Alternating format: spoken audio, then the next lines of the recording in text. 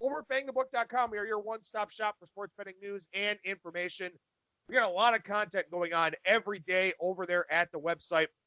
Chris Wassel joined us this week with some NBA betting picks. He's got his third version of that article up over there right now. UFC 247 preview for this weekend. That main event, John Bones Jones and Dominic Reyes. You also have Valentina Shevchenko defending her title in that event down in Houston. We got daily NHL from Parker Michaels, daily college basketball and NBA stuff. We're about, I'd say, a week and a half to 2 weeks away from the start of my Major League Baseball content. And in fact, I'll be doing some more Major League Baseball stuff on Bang the Book Radio here as we go forward as well. As you know, this and every edition of Bang the Book Radio presented by our friends over at DSI Sportsbook. BTB and the number 200 is that promo code. 100% deposit match bonus for the sportsbook. 100% deposit match bonus for the live casino at BetDSI. It's only a game until you bet it. Two guests on the program here today, and we start with professional handicapper Brad Powers from BradPowersSports.com. Brad, how's it going today, man? It's going well. Good to hear your voice on this fine Thursday. Yeah, my voice when it's not cutting out. Holy shit, what a start to the show there with today's intro. What a start to my morning. I was telling Brad about this before the show. So I wake up, my truck's covered with ice. I'm thinking, all right, well, if I got to run out, if I got to go somewhere, I don't want to sit and wait for this to de-ice and defrost and all that. So I turned my truck on, come sit down, start doing some work. Wind up leaving my truck running in the driveway for over an hour this morning. So I'm off to a really good start today. Brad, I hope your morning's gone a little bit better than mine. Well, it's just starting. It started with talking to you because, I mean, we're minus 3 hours out here. We're 3 hours behind you. So wake-up call was, 6:30, and by the time I wiped the sleep away from my eyes, I was on the phone with you. So it just getting started, and I'll tell you, wouldn't have it any other way. I was going to say it's a pretty bad start to your morning, but at least your truck wasn't covered with ice. Yeah, that's something I don't worry about anymore. Get this. I mean, I've been here now 4 years. I've never had to scrape my truck. Not once. God, that sounds so nice. Yeah. What the hell am I doing here? You got a beautiful house, nice truck. I mean, it's still home. That's, the area you grew up in. There's still a lot of good. There's a lot of pluses, man. I can have a nice truck out there. You do. I do. All right, man. So let's close up shop here on Super Bowl 54. Obviously, it feels like that game was an eternity ago now, even though it was just 5 days ago. And, an interesting result. Kansas City covers, wins by 11. They take care of business here. They do get that late garbage time touchdown. But overall here, Brad, your thoughts on kind of how the game played out?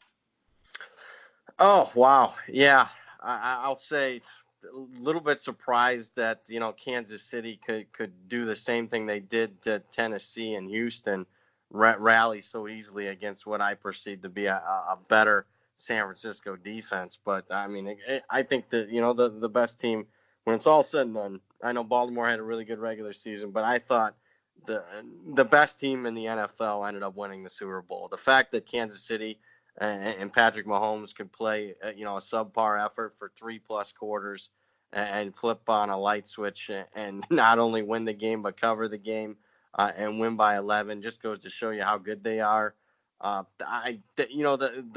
lot of the media, the popular national media narratives coming out of it, I mean, some of it I think are legitimate questions. And to me, I have more of a legitimate question about Jimmy G than I necessarily do Kyle Shanahan. But you got to ask yourself this moving forward with Kyle Shanahan. If he gets in another high leverage, high stakes type of game, whether it be like an NFC championship or yet another Super Bowl, what's his thought process now in the back of his head after, blowing one as an offense coordinator and now blowing one as a head coach?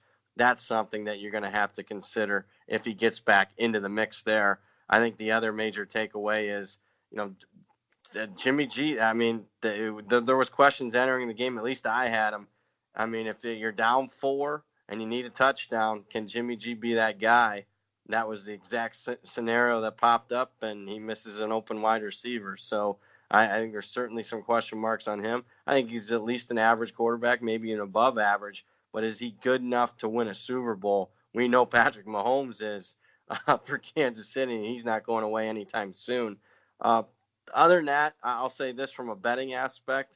and before I ramble too much more here, Adam, obviously the Mahomes rushing yards, the kneel downs at the end of the game were a tough pill to swallow for a lot of people, including myself. I mean, I posted that 28.5 ticket, that cash, but I only got a dime down at that number. I loved that bet so much that I went ahead and rebet it, and obviously the number was changed even after that one bet that I put in, and everything else that I bet on that prop did not come through.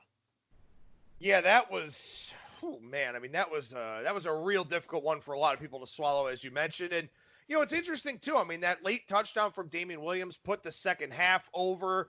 You thought maybe it brought Williams into the MVP discussion, but it winds up going to Mahomes, and quite frankly, I think rightfully so for the way that he orchestrated that comeback. I mean, he did not look good in the first half of that game. Very jittery, very jumpy, missing some throws he doesn't usually miss. Still finds a way to get it done. And again, that is what kind of separates champions from a lot of the other really good quarterbacks that are out there that, maybe haven't won anything.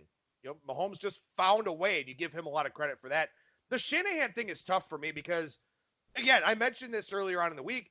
People know I've got a man crush on that guy. I love Kyle Shanahan. I think he's a brilliant play designer. I think he's a brilliant scripter of a game plan, but he lost that game plan in the second half. I think he almost outthought himself a little bit, tried to get too cute of proving that Jimmy G could be that guy. Maybe he wanted to answer that question in his own mind, where they should have been running the football more in the second half. I know you're facing a loaded box, but I mean, you trust your offensive line, you trust your running backs, you don't trust Garoppolo in that spot. If you want him to prove something to you, you find a different litmus test for him to do that. And it probably wound up costing them the Super Bowl there. And like you said, now that's a lingering question that you kind of have to have about him. But good to see Andy Reid get one. I think Patrick Mahomes is, obviously a very dynamic player, kind of a face of the NFL type of player. So it was good to see him get one. Kelsey with the local angle, I don't mind that. Juszczyk having a big game with the local angle here in Ohio, I don't mind that either. But, again, it was one of those Super Bowls that didn't look like we were going to have a ton of drama, but then, of course, we wound up having a lot of it in the second half. We did, and I thought overall it was an enjoyable viewing experience because, I mean, let's face it, not only is it a betting event, not only is it a football event, but it's just the event when it comes to our society. And I thought a thumbs up on the national anthem, especially, obviously, if you bet the under. But I thought she performed very well, Demi Lovato. I thought the halftime show was good. I just thought the overall production was good. It's not because I'm also an employee of Fox Sports, but I just thought the whole thing came off well, and it was a good Super Bowl because I'll tell you what, I'm sure you can remember growing up as a kid, Super Bowl wasn't necessarily we didn't have a lot of good games growing up. There was a large window there, 10, 15 years where we only had a few good games. It seems like we get a close good game almost routinely now in the Super Bowl. So I think that certainly helped add to the popularity. But the popularity, at least here in the state of Nevada, the props get bigger and bigger here, and somehow the public loses. And it's unbelievable that the whole percentage in a mature market like the state of Nevada was 12% for the books here. I gotta wonder what people are betting out here, because I mean I thought I had some incredibly bad beats with the Mahomes. I thought Kelsey getting a rushing carry killed me on that Kansas City total rushers. That was brutal. And still, I mean, I won more props than I lost more props. And I thought those were two really, bad beats there. I don't get what people are betting out here. I don't know what they're doing. That Kelsey one was, or the under 4.5 Chiefs with a rushing attempt. That one was just astonishing. I'm sitting there, I'm handicapping the game, and I go, I don't know how this could lose. And of course, it finds a way, which I know you and I were kind of texting back and forth about it after the Super Bowl, because that was one that I had too. But I loved it. I mean, I bet it at minus 110. It closed minus 200. I mean, are you kidding me? It was stuff like that. I mean, I'm just going to be perfectly frank and candid. It makes you question what the hell am I doing in this industry? Because you have a good play like that and it goes down. Other than that, I mean, I guess the takeaway for me is I'd have no issues going right back and betting that again. I just wouldn't. So I thought it was a good bet, but even great bets sometimes lose. Yeah, even great bets, and even sometimes all those bets with some closing line value. You can't pay your mortgage with CLV. If you could, it'd be great for a lot of us out there in the business. But Oh, you think? unfortunately, yeah, Yeah. yeah. Unfortunately, you can't do that, and sometimes it just doesn't work out. And hopefully, you hope that a lot of those things regress to the mean, because the better the number you get, the more success you're supposed to have. Sometimes it works out, sometimes it doesn't. More often than not, you certainly hope that it does wind up working out. But you mentioned Nevada and the great hold percentage, and part of that, of course, up in Reno, where San Francisco was probably being bet like they were guaranteed to win the game. But I know you've kind of been looking at this a little bit more here as this U.S. market has continued to grow with legalization.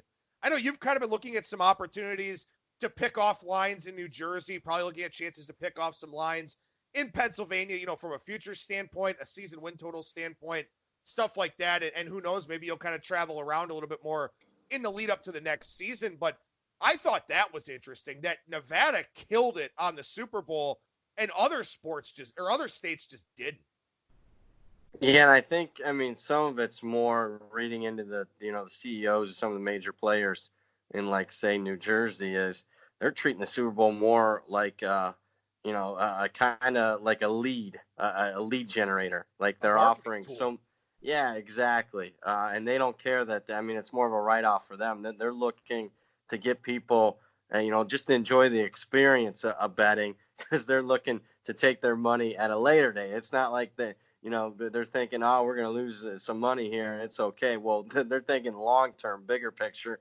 And I guess, I think it's a major weakness of the sportsbooks guys here. It's all about the bottom line. And I get it to a certain extent, but when it's all said and done, if that's all they're going to worry about and they're not going to get creative with their props, and it's always going to be status quo, then, it's not going to happen within 3 to 5 years. But I'll tell you what, 10, 20 years from now, Nevada won't be the leader when it comes to, betting on sports. If the sportsbook directors guys don't change here, don't start being innovators instead of, status quo, everything that, what we've done the last 25 years is A-okay. I mean, they're going to fall behind. And, Jersey's doing a lot of great things there. For example, if we're talking about, things that they were doing for the Super Bowl, I saw one book was offering tails at 2-1, stuff like that. I mean, you're not getting down, multiple thousands of dollars on it, but it's just stuff like that they're doing that they're just not doing out here. And I mean, it's not hurting them out here. The handle was the second biggest ever out here, but I'm telling you, I'm making the prediction 5, 6, 7 years from now, it will, especially if California gets up and going. And that'll be the state that can really impact that in the state of Nevada when it comes to sports betting. Well, for the next Super Bowl, we're going to have Illinois. So we'll have that gigantic Chicago market, which has been leaking over into Indiana, playing a lot there at Horseshoe Hammond, and then the Ameristar property, within a half hour, 45 minutes of Chicago. So, again, as we keep getting more states on board, as we get some teams from jurisdictions that allow betting, that's going to be really, really interesting overall when it comes to the Super Bowl. But one last note to make here about the NFL, and you and I talked a lot about this before we actually hit record here today. We've talked about this a lot on the show previously. There is no off season for any of these betting markets here. It is absolutely absurd that the ink is barely dry on the Super Bowl and the offshores already have NFL season win totals for 2020 out there. It's mind-boggling. It's frustrating as hell, because it'd be great to have a little bit of decompression and downtime, but my God, man, all of these sports are 365 days a year now. Yeah, and the issue is kudos for these, offshore books putting this stuff up, but how much can you get down, and how much do you want to expose yourself and have it, carry over and have that book hold up your money for 10, 12 months? And, do you want to ruin the market and have a bunch of people run in there and, you get the best of the number and whatnot, but you only got a nickel down on the best of the number, where if you wait and maybe you can get much better numbers, that stuff you got to ask yourself anymore. Kudos. I mean, that's just the way it is. But I think it goes to show you that I think more specialization probably is critical. The fact that there is really no off season with some of these markets, you got to be constantly on it, that with all these books being very super competitive. I would say more specialization, because you're kicking. If you're jumping from sport to sport, you're missing a lot of great opportunities. So I got to ask, man, I hear some barking in the background. Did you make a plus EV play and trade your cat for a dog? No, it's some dog outside. I mean, I'm 3 floors up here. That's how loud that dog was. I mean, he's outside. I don't know. He's in the parking lot. I don't know what's going on. What is with, like, I don't have I do a ton of shows. I literally do. I do a ton of shows from my place. And the only time where animals have an impact is your show. Do you know that? And I do a lot of shows this time in the morning all across the country. And the biggest issue I have with animals is your show, Adam. So I don't know if you have a thing with animals and they hear me talking to you and they can sense some things that I can't, but I don't know what it is, man. I don't know. I am an animal person, not a cat person at all. I'm a little bit allergic to them, but definitely a dog person. I'm happy to hear a dog here on today's show. It just it makes sense, right? I mean, barking dogs, right? I mean, that's kind of what we want in this business, don't we? I hear you. That one right. I don't want. I'll tell you what, if I wasn't talking to you and that was happening at 4 or 5 in the morning, it wouldn't have went appreciated. Let's just put it that way. All right. Well, let's see if we got some barking dogs tonight here in the Pac-12 for college basketball. You like that segue? That was pretty good. Yeah, wasn't it? that's good. That's called a pro. That's nice. I got to be good at something, I guess. But the Pac-12 here in college basketball, I mean, I guess it's a little bit better than the Pac-12 in college football. I don't know. I think it is. Yeah, it's All certainly a pleasant surprise because it's been bad for the last 4 or 5 years. Yeah. Well, we got 4 games tonight out there in the Pac-12. But before we look specifically at any of those tonight, just kind of overall here, Brad, as we take a look at the Pac-12 conference in general. I mean, again, it's not a great conference necessarily. You got a couple of teams that are pretty solid in Arizona and Colorado. Oregon kind of in that second tier, but maybe has the most upside of anybody in this conference. Stanford, Washington, USC. No real pushovers outside of Cal, but as you look up and down the Pac-12, I mean, anybody that you would kind of consider throwing, maybe a future shot on to hedge later in the tournament or something like that? You're right. I think Oregon, just because, I mean, they had the highest preseason expectations, and you got an all-star in Peyton Pritchard, and you got a team that has made several deep runs in the tournament recently. They would probably be the team that I'd be most likely to look at a future. But I'm really liking what I'm seeing from Arizona, and a few things about them. I mean, it's not like they've been overwhelmingly fortunate to be where they're at. When you look at their losses, really only one really bad loss against Oregon State by 17. But, I mean, when you look at a team only lost by 5 on the road against Baylor, that doesn't look bad. Lose by 4 against a top 5 Gonzaga team, that's not bad. A 3-point loss, St. John's, that's not good. But an overtime loss against Oregon, a 1-point loss against Arizona State, a bucket or 2 falls their way in a couple of those games. And I think we'd be thinking about Arizona a little bit differently here. And then you look at their schedule down the stretch. I mean, there's a good chance, maybe the Stanford game would be one where it's going to be relatively close as far as the point spread. But they get Oregon at home, and this is a team that can really make a run here starting from this point forward. I wouldn't be a bit surprised they're favored in almost all their remaining games. So Arizona's a team I think that the buy sign's on. Well, and that's one of those things, too. You talk about this all the time with regards to college football, kind of going back through and regrading teams' previous performances, a couple weeks after the fact, kind of reevaluating how bad of a loss that was, how good of a loss that was, because as we know, teams do change throughout the course of the season. And you look at Arizona, and you mentioned that one outlier, that 17-point loss to Oregon State. Well, that came after a very emotional, very difficult game on the road in Eugene against Oregon. Good Lost point. that game by a point. Against Oregon State, they had their worst defensive performance of the year, almost 1.3 points per possession allowed. They just didn't have their legs on the defensive end. And you look at their full body of work, that's an outlier. And it's not to say that you can simply take that game away and totally ignore it, because they gave up 82 points in a 63-possession game. But it is simply to say you start finding reasons to explain some of these bad performances, and you start to reevaluate what some of those things mean. And as you really focus in on it, yeah, Oregon State's not a very good team, but given the spot, given the situation, it doesn't look as bad. And it's important to do that now at this time of the year in college basketball with, roughly half of the conference play season over with for some of these teams. And then, of course, the reevaluation of the non-conference. Certainly is. And I think a good, if you don't want to do the work, and I understand it, you're getting off a long football season. I think a good, factor that I like looking and taking into consideration if you're looking for teams that are underrated, teams that are overrated, look at Ken Palm's luck column. And right now, Arizona ranks number 315 in that category, meaning that Arizona has been an unfortunate team. I listed a bunch of those close losses for them.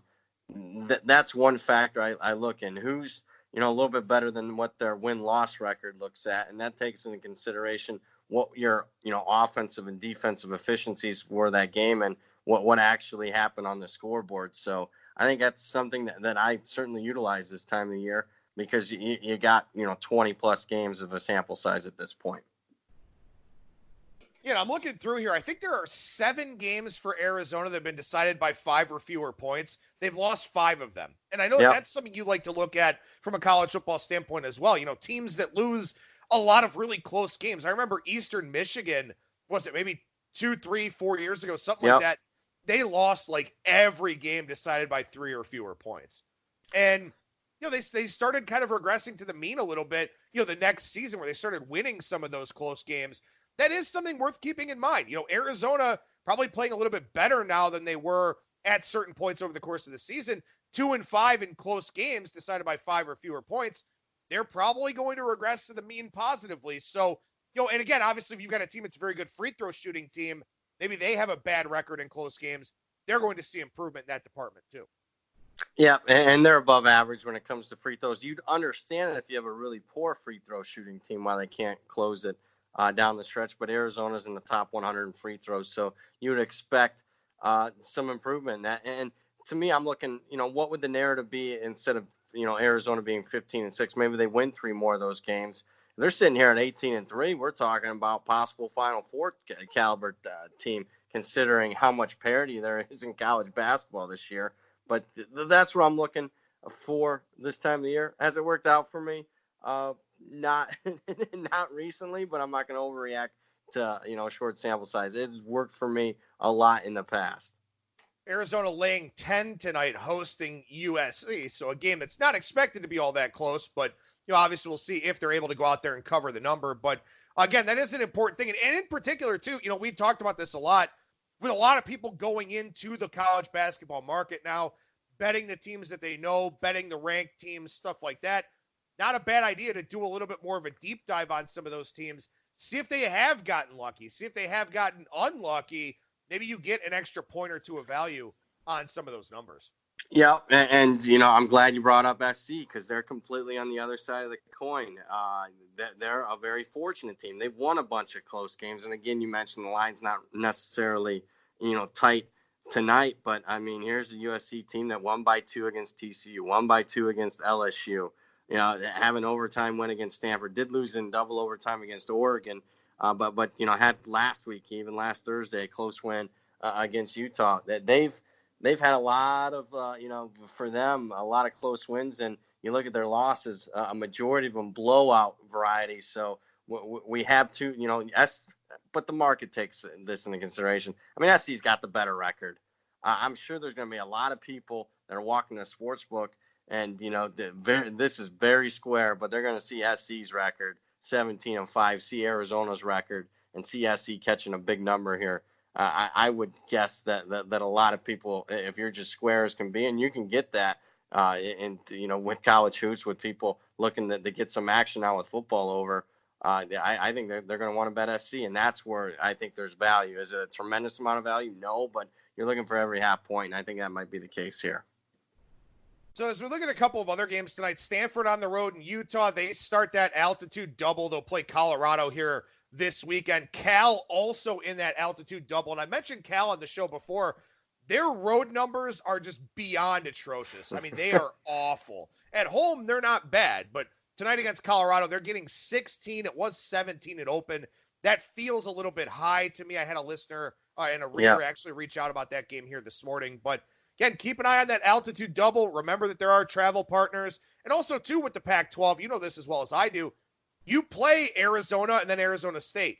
You play Oregon and then Oregon State. You play Washington with that zone, then you play Washington State. Some of these road trips are very, very difficult, especially the deeper you get into the season as some of that fatigue sets in a little bit. Certainly, and it's always that, most of the time Thursday, Saturday, so it's not like you got and that's what I love, handicapping college hoops, because you got some of these different type of conference schedule formats. The one this is one that I like, because I think there's just a little bit more value, and certainly the altitude to play against. I can tell you this: I'm not going to blindly play on it, but I don't want to blindly play on the team in the second of the back-to-back road in altitude on short rest, especially for a team that's not necessarily deep like a Cal. I love the Pac-12 schedule. I think it offers opportunity for betting. Since I moved out here, I followed it a hell of a lot more. But yeah, I think I wish there would be more scheduling like that across the board. I think it'd make college basketball handicapping a lot more interesting and a lot more fun. Yeah, definitely. Another conference out in sort of that part of the country, the Big Sky, also has a lot of spots like that with different elevation changes, some teams that are closer to sea level, stuff like that. So, again, at this time of the year, if you are just starting out with college basketball, try to find some of those travel spots, some of those altitude spots, some of those things that, may look pretty easy, and you may think that they are factored into the line. And in some obvious cases, they definitely are, but especially in the low major conferences, they are not necessarily factored into the number. So you can get some decent value with those. Brad, one last thing I want to finish up with here. Yesterday was National Signing Day. I know at your core you are a football guy. You've always been a college football guy, going back to your days with Phil Steele Publications. As far as signing day goes, as far as looking at some of the 2020 classes here, any notes you want to pass along for us to file away in the back of our minds?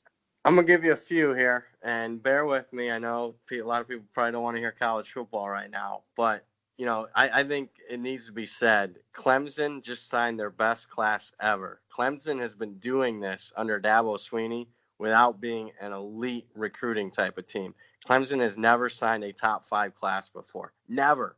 Only have signed a couple of top 10 classes, even in this run the last 7-8 years. And they just signed the number 3 class. So if you're thinking that Clemson dynasty is going to slow down anytime soon, I think you're sorely mistaken. So that would be one.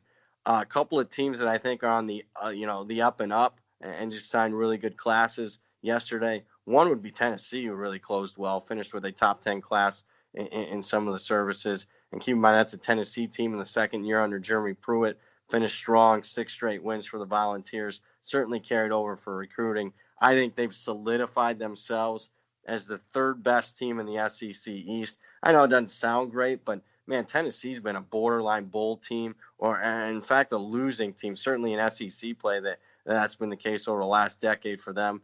They're certainly on much more stable ground than what they've been pretty much at any point in the last 10, 12 years for them. The other team to keep an eye on, signed a top 20 class, is the North Carolina Tar Heels, who are doing a great job on the recruiting front under Mac Brown. Very experienced team coming back from this past season. I love their quarterback, Sam Howell. I think that could be the second best team in the ACC heading into the season. And finally, on the negative side, oh my goodness, USC. And I'm not sure this is getting enough play. Just signed like the number 55 class. Adam, you, me, and let's find 7, 8 other guys. I think we could recruit the number 55 class at USC. I mean, that just goes to show you all the speculation around Clay Helton's job. The kids aren't buying it. It's hurting the program. I mean, probably should have let Clay Helton go, because the only thing they're doing is they're making it extremely hard for the next coach to win. That's back-to-back really subpar classes for SC, who had never signed a class outside the top 20, 55 this year. That's remarkable.